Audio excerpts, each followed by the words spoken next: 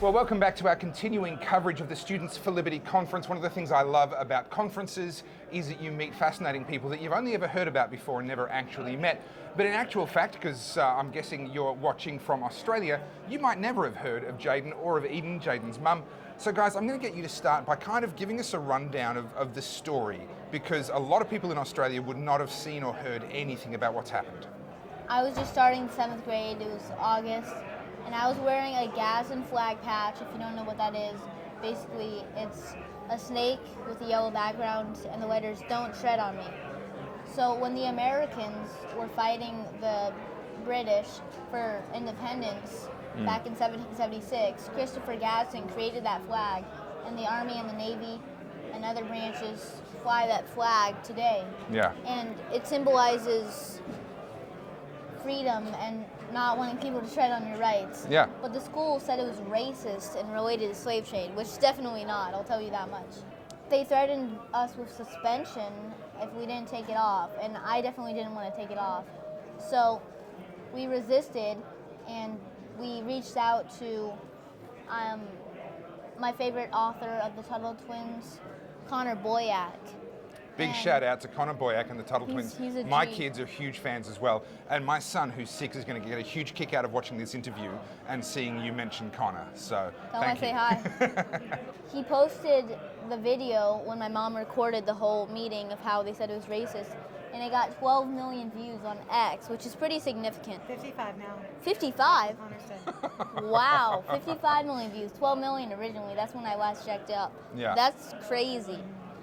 It is crazy, but the story's crazy. There's a reason why people responded, was because it wasn't just about the patch in the end.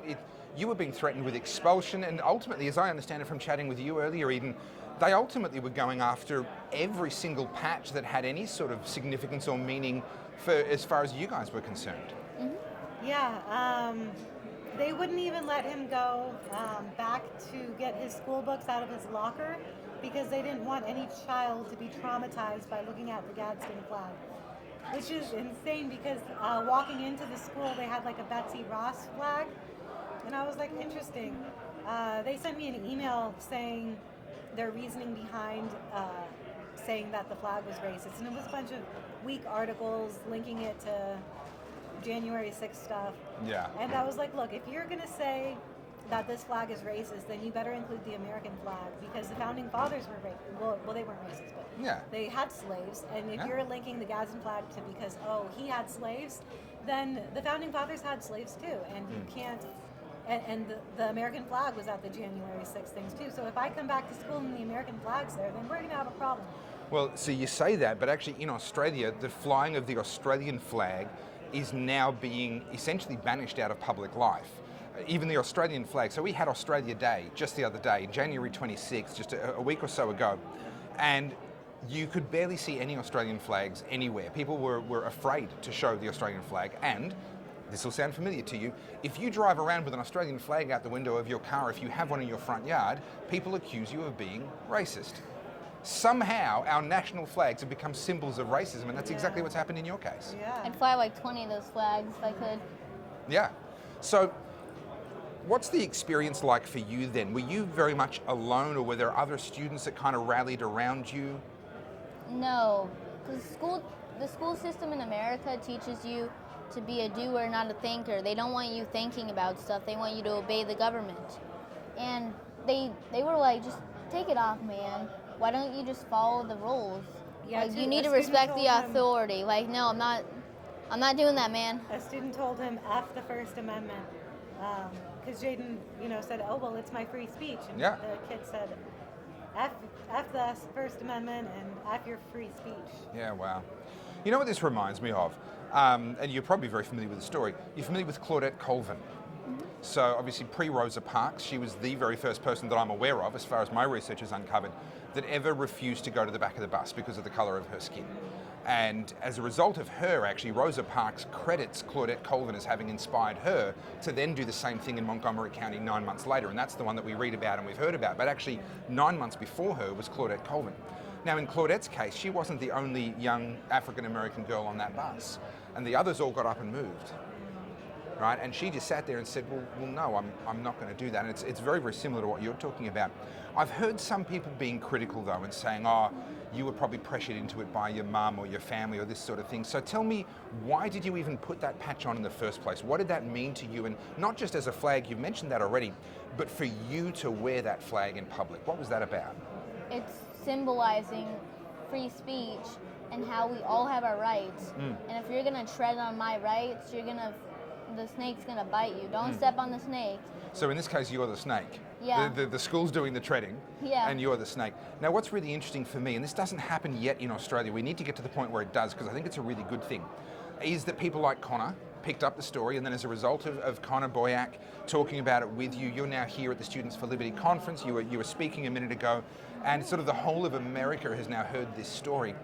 What's some of the fallout now? Is the school changed their tune? Can you even walk back in there yet? Like, where are things up to now?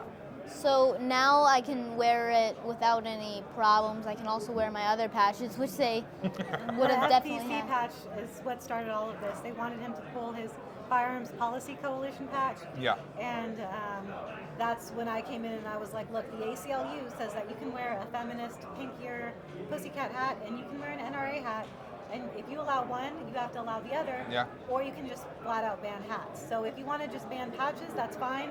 We'll accept that. But while other kids are wearing rainbow flags, which that's their freedom of speech and they should be allowed to do that, you also have to allow him to wear his Gadsden flag. They're both flags. There's no, it's not going to disrupt anything. He's been wearing this backpack forever and it's never had an issue. And regarding the Firearms Policy Coalition, well, they reenacted the Civil War at the school. They had a reenactment, which I thought was great. They had toy guns. So an image of a gun is not going to scare these kids when they reenacted this stuff before. Yeah. It's silly. So It seems incredibly selective. Look, last sort of question. There's a lot of people that say, oh, you shouldn't cause trouble. You should just let these things slide. Don't cause trouble. Don't make a fuss. I've been saying for a very long time, there's no such thing as a small issue. That actually, if it's big enough for them to want to push back on you, then we should be willing to sort of push back on that and to push through with that issue. You've gone through a lot in the time since all of this blew up.